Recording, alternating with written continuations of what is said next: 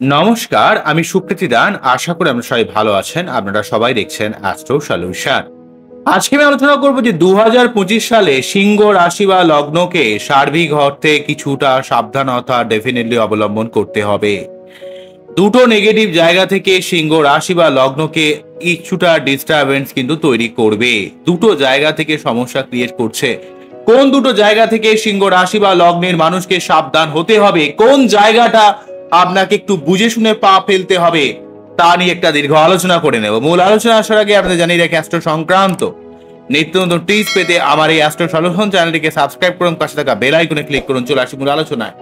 প্রথমেই বলবো, দেখুন এই মুহূর্তেও কিন্তু সিংহ রাশি বা লগ্নের ঠিক দ্বিতীয় ভাবে কেতু এবং অষ্টম ভাবে রাহু থাকার জন্য আপনার অর্থ সম্পৃক্ত ব্যাপারে, ঝামেলার ব্যাপারে, শরীর স্বাস্থ্য খারাপের ব্যাপারে আপনার কিছুটা ডিস্টারবেন্স ক্রিয়েট করছে। সেকেন্ড হাউসে কেতু কিন্তু আপনার জমানো অর্থ বা সঞ্চিত বা গচ্ছিত অর্থের দিক থেকে কিছুটা ডিস্টারবেন্স বা আপনার জীবনে কিছুটা ঝামেলায় জড়িয়ে পড়া, কোনো কাজ সহজে না মেটার ব্যাপার একটা কিন্তু ক্রিয়েট করেছে অষ্টম ভাবে এখানে রাহু থাকার জন্য। কিন্তু সব থেকে বড় কথা, 18ই মের পর থেকে কিন্তু রাহু চলে যাবে সপ্তম ভাবে এবং কেতু চলে আসবে হচ্ছে লগ্নে বা রাশিতে।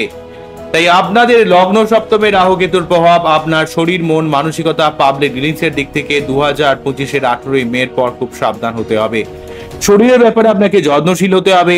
আপনার নিজের relationship, life partner, public dealings, ব্যবসা, যে কোনো জায়গায় সিংহ রাশি বা লগ্নের ক্ষেত্রে লগ্ন সপ্তমে রাহু কেতুর প্রভাবের জন্য আপনাকে একটু সাবধান হতে হবে।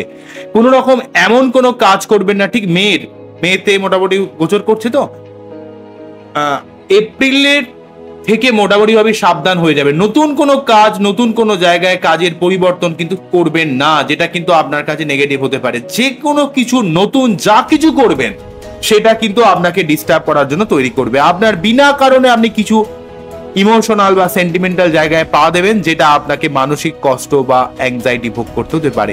কোন রকম রিস্ক কিন্তু 2025-এর মোটামুটি এপ্রিল থেকে নেওয়া বন্ধ করে দেবেন।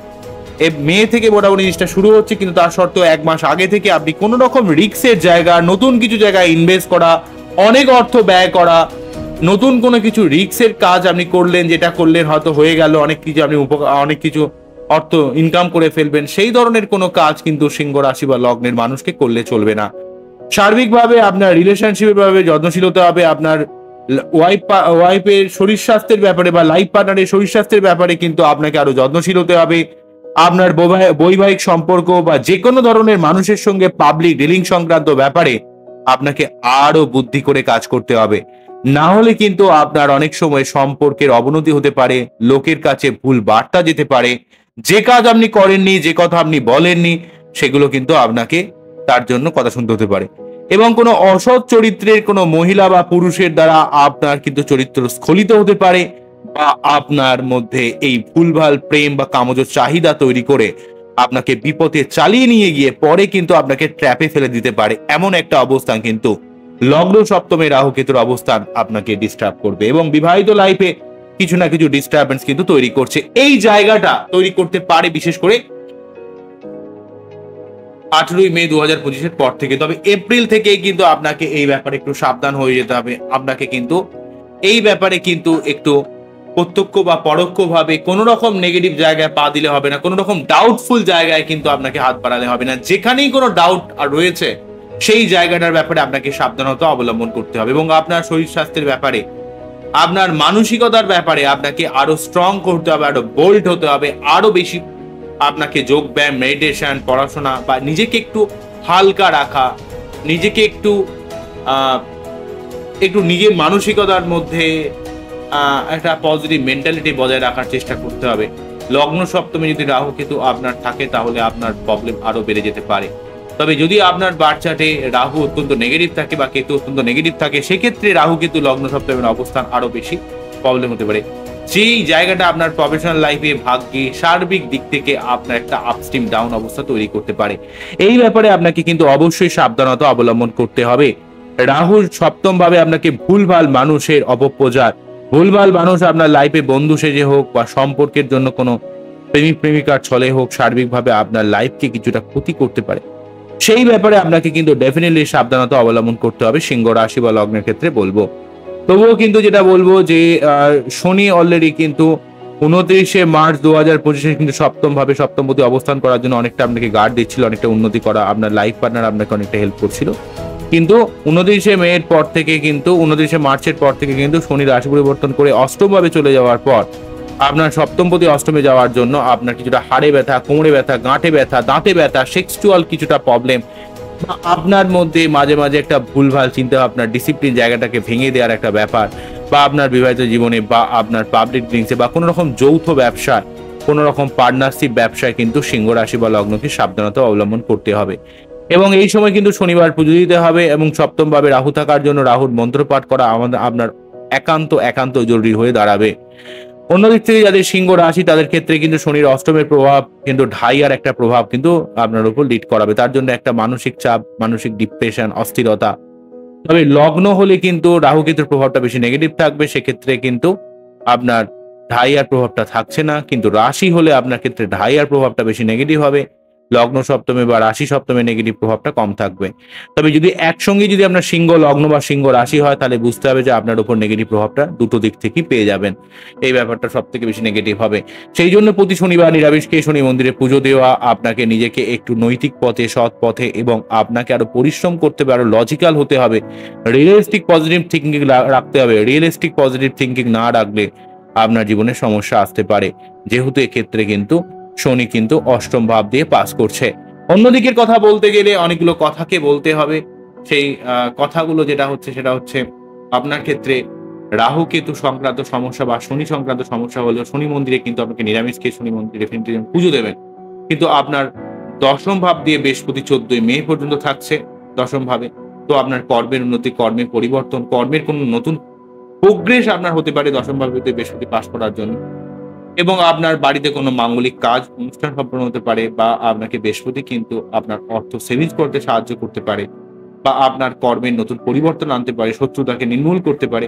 এবং 14 মের পর থেকে কিন্তু বৃহস্পতি রাশি পরিবর্তন করে একাদশ ভাবে চলে যাওয়ার পর কিন্তু আপনার ক্ষেত্রে কিন্তু অনেক জায়গা থেকে অর্থ ইনকামের সুযোগ কিন্তু তৈরি করে দেবে, জীবনে অনেক প্রাপ্তি যোগের সুযোগ আনবে। এবং রাহু থেকে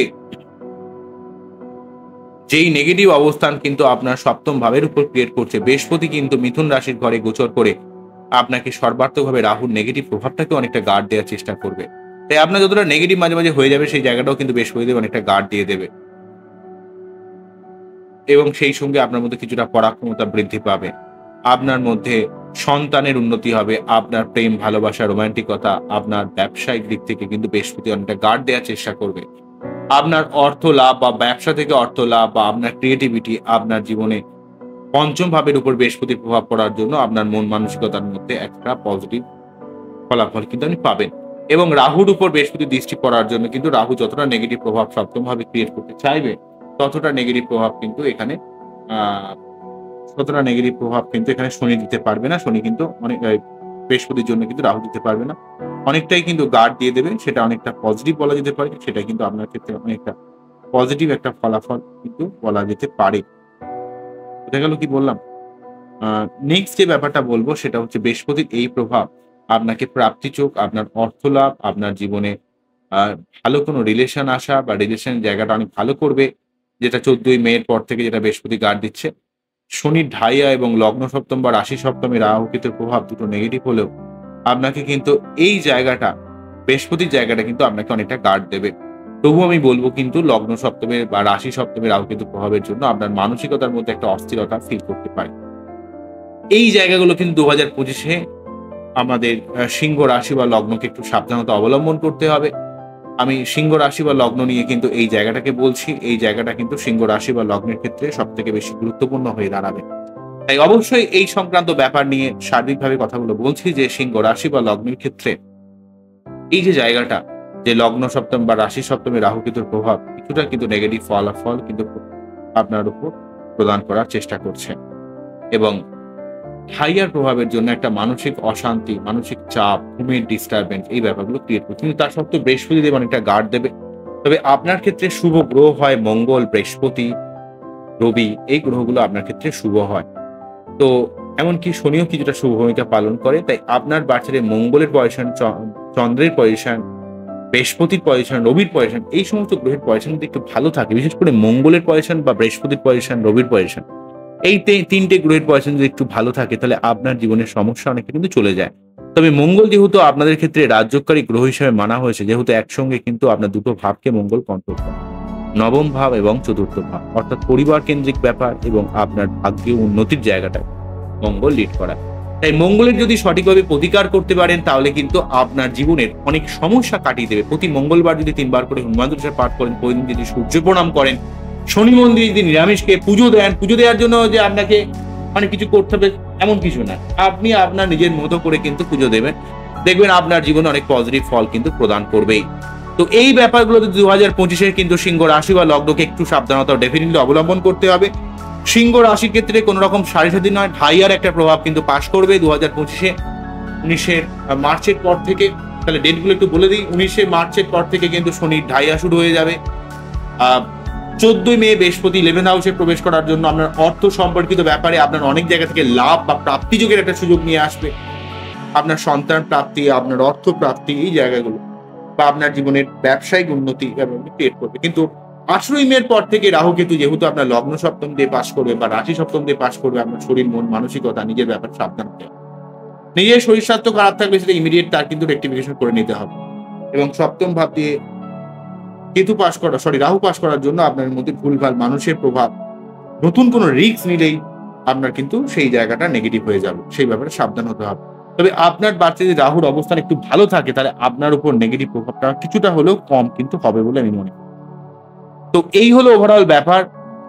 আমি ওভারঅল ব্যাপারটা কিন্তু আপনাদের সিংহ লগ্ন বা রাশির রেসপেক্টে বললাম। তবে আপনার পার্টিকুলার বাচ্চাটা আমি জানি না, আপনার বাচ্চাটি কি রয়েছে, কোন জায়গাটাকে সঠিকভাবে প্রতিকার করতে হবে। সঠিক কোনো অ্যাস্ট্রোলজার যদি আপনাকে গাইডেন্স দেয় তাহলে সঠিক কোনো অ্যাস্ট্রোলজি বলতে পারে আপনার কোন জায়গাটা সমস্যা রয়েছে, সেগুলো যদি একটু ক্লিয়ার করে নেন, একটু যদি ঠিক করে নেন, ঠিক পথে যদি চলেন, তাহলে লগ্ন সপ্তমে রাহু কেতু বা রাশি সপ্তমে রাহু কেতু বা সিংহ রাশির যে ঢাইয়ার প্রভাব, এখান থেকে কিন্তু অনেকটাই আপনি বেঁচে যেতে পারবেন বলে আমি মনে করি। আজকে এখানেই থামছি, আবারও দেখাবেন নতুন কোনো ভিডিও নিয়ে। আমরা সবাই ভালো থাকবেন, সবাইকে ভালো রাখবেন। আর একটা কথা যেটা বলবো সেটা হচ্ছে, ভয় দেখানোর জন্য ভিডিও করছি না, জিনিসটা প্রত্যেকেরই একটা সময় যায় আসে। তো এই সময়টাতে একটু সাবধান হবেন। আমার ভিডিও করা মানে যে আপনাদের ভয় দেখিয়ে দেওয়া নয়, যে আপনারা অ্যাস্ট্রোলজিক্যাল ইমিডিয়েট গাইডলাইন নিন, নাহলে আপনার জীবন ধসে যাবে। আমার সেটা উদ্দেশ্য নয়। আমার উদ্দেশ্য এটাই যে যাতে আপনারা একটু নতুন নতুন পরিকল্পনার ব্যাপারে যেন সাবধান হতে পারে। ঠিক আছে, আমার যা কাস্টমার হয় সেটা আমার ঠিক, আমি ওই নিয়ে ভাবনা চিন্তা করি না, আমার ঠিক চলে যায়, কিন্তু আমি ওই নিয়ে ভাবি না। আমার মেন জায়গাটা হচ্ছে আপনারা যেন ঠিক থাকতে পারেন এবং কোনোভাবে যেন ডিমোটিভেট না হতে পারেন, এবং একটু আপনাকে হালকা থাকতে হবে, একটু সার্বিকভাবে আপনাকে একটু নিজস্ব স্ট্রংলি প্রতিকার করতে হবে। তবে মঙ্গলে যদি হনুমান চালিসা পাঠ করেন প্রতি মঙ্গলবার, আপনার জীবনে অনেকটা সমস্যা কেটে যেতে পারে। বোঝা গেল কি বললাম? এবং অবশ্যই প্রতিদিন সূর্য প্রণাম করবে এবং শনি মন্দিরে আপনারা নিরামিষকে পুজো দেবেন, দেখবেন আপনার জীবনে ডেফিনেটলি ভাবে অনেক সমস্যা কিন্তু কেটে যাবে বলে আমি মনে করি। আজকে এখানেই থামছি, আবারও দেখাবে নতুন কোনো ভিডিও নিয়ে। নমস্কার, থ্যাংক ইউ।